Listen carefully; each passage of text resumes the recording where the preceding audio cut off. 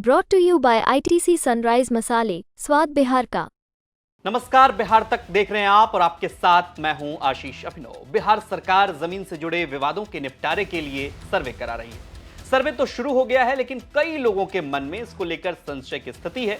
सूबे में 20 अगस्त से ही यह काम शुरू हो चुका है। अब जो भ्रम की स्थिति है, इस पर कई लोगों ने कमेंट सेक्शन में अपने सवाल पूछे हैं और उनमें से जो एक अहम सवाल है वो कागजात से जुड़ा हुआ सवाल है। मसलन खाता नंबर गलत है तो क्या करें। सबसे पहले ये जान लीजिए कि करीब 45,000 गांव में यह सर्वे शुरू हो रहा है और इसके लिए करीब 10,000 सर्वे कर्मियों को ट्रेनिंग दिया गया है और उनको काम पर लगाया गया है। नीतीश कुमार का यह मोटिव है, नीतीश सरकार का यह लक्ष्य है कि साल 2025 तक बिहार में जमीन के सर्वे का काम पूरा किया जाए। अब त्रुटियों को लेकर जो सवाल है उसको लेकर हमारे संवाददाता ने मुजफ्फरपुर के जिलाधिकारी से बातचीत की, जिनमें आपको तमाम तरह की जानकारी की, खाता नंबर गलत है, खिसरा गलत है, कई तरह की चीजें गलत है, उसको लेकर के उन्होंने बातचीत की है। सुनिए वो क्या कह रहे हैं। बिहार प्रशासनिक सेवा के वरीय पदाधिकारी को बंदोबस्त पदाधिकारी का प्रभार दिया गया है और जैसा कि आप लोग जान रहे हैं कि सभी कर्मियों का प्रशिक्षण अंतिम चरण में है। ग्राम सभा का हम लोग आयोजन कर रहे हैं ताकि गांव में लोगों को बात ये समझ में आ जाए कि उनके अपने जो डॉक्यूमेंट्स हैं, लैंड रिकॉर्ड्स हैं, उनको वो लोग तैयार कर लें, वंशावली बना लें। और जब तेरी लेखन का काम हो जाएगा और जब खानापुरी के लिए गांव-गांव में लोग घूमेंगे, अभी जो एरियल मैप है उसके आधार पर फिर जो है ईटीएस मशीन का उपयोग करके गांव का सीमाना निर्धारण होगा और फिर एक-एक प्लॉट को देख करके और जो उसके कुछ अहम सवाल है जो ग्रामीणों से हम लोगों ने लिया है, उसमें है कि निजी भूस्वामी रहतों का ऑनलाइन कंप्यूटराइज जमाबंदी। देखिए, जमाबंदी आप इस जिले की जैसे आप देखेंगे तो 90% से ज़्यादा जमाबंदी, 95% के आसपास जमाबंदी डिजिटाइज है और ऑनलाइन म्यूटेशन भी जो है पिछले 5 वर्ष से ज़्यादा समय से लगभग। जमाबंदी में कुछ अशुद्धि भी है सर, जैसे नाम पिता का कुछ है और ऐसे में अगर कोई अशुद्धि है तो आप परिमार्जन प्लस के माध्यम से अप्लाई करके और नियत समय सीमा के माध्यम से अंचल अधिकारी उसका निराकरण करेंगे। आपको उससे संबंधित दस्तावेज भी अपलोड करना है, उसकी हम लोग मॉनिटरिंग भी करते हैं। तो जिसका केवाला का दाखिल खारिज नहीं हुआ वो दाखिल खारिज करा लें। ऑनलाइन म्यूटेशन बिल्कुल आपको कहीं जाने की ज़रूरत नहीं है।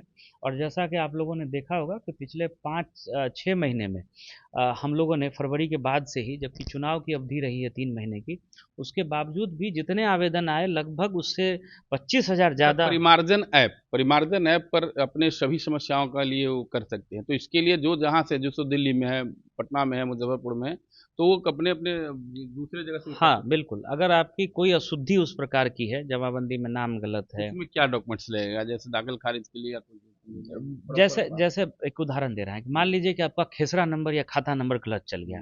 आपने जो है कोई ज़मीन किसी से केवाला के माध्यम से खरीदा है, पुराना आपका रसीद है या एलपीसी है या केवाला है और आपको दिख रहा है कि खेसरा नंबर जब डिजिटाइजेशन हो रहा था उस समय गलती से जो है दूसरा कोई खेसरा नंबर चढ़ गया।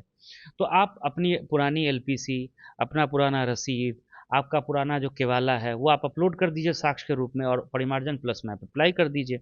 उस नियत समय सीमा में उसको अंचल अधिकारी आपके डॉक्यूमेंट्स को देख लेंगे, अपने रिकॉर्ड से उसको चेक कर लेंगे और उसको जो है कर्मचारी और सीआई के माध्यम से अंचल अधिकारी ऑनलाइन उसमें सुधार कर देंगे, जो कि आपके पोर्टल पर भी रिफ्लेक्ट होने लगेगा। जो सरकार का पोर्टल है आपको रिफ्लेक्ट होने लगेगा, दिखने लगेगा कि आपका दस्तावेज और ऑनलाइन में जो अंतर है, तो इसको लेकर के क्या करेंगे? दस्तावेज भी उसमें वैलिड है? हाँ, जैसा मैंने आपको बताया कि ऑनलाइन में नाम में त्रुटि हो सकती है, खाता खेसरा में त्रुटि हो सकती है, जमाबंदी से रिलेटेड और कोई गड़बड़ी अगर कुछ हुई है, चौहद्दी में कुछ अगर आपको लग रहा है कि गलती हुई है, तो आपको साक्ष्य देना पड़ेगा। साक्ष्य की जांच होगी और परिमार्जन प्लस में उस साक्ष्य के हिसाब से अंचल अधिकारी निर्णय लेकर के उसमें आवश्यक सुधार जो है वो केस टू केस बेसिस पे जनरल उसमें। अच्छा, एक चीज़ और है, जैसे किसी के पूर्वज के नाम पर, दादा के नाम पर ज़मीन है और दादा के नाम पर ज़मीन है और वह ज़मीन का वो फिलहाल अभी लोगों में आपसी बंटवारा नहीं हुआ, तो उसका क्या होगा? देखिए, यही एक सुगमता होती है जब सर्वे सेटलमेंट का काम होता है कि मैंने आपको बताया कि वंशावली आपको पंचायत के माध्यम से बनाना है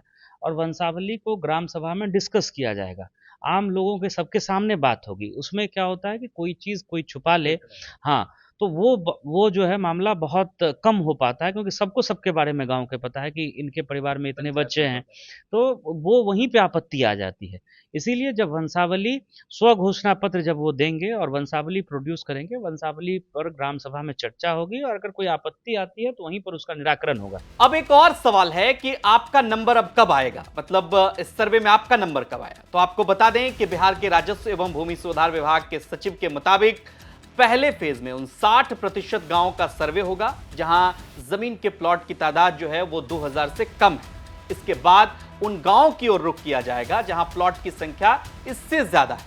कई लोगों में यह भ्रम भी है कि क्या नगर निकायों में भी ऐसा सर्वे होगा। तो आपको हम जानकारी दे दें कि सरकार सिर्फ अभी गांव में ही यह सर्वे करा रही है। इस सर्वे से टोपोलैंड, दियारा के क्षेत्र और नगर निकाय के अंदर आने वाली जगहों को अलग रखा गया है। यानी यहां इस सर्वे के दौरान अभी इसमें कोई सर्वे नहीं हो रहा है और आगे इस पर सरकार विचार कर सकती है। ये खबर आपको कैसी लगी कमेंट कर हमें जरूर बताएं और बिहार की तमाम खबरों के लिए आप देखते रहिए बिहार तक।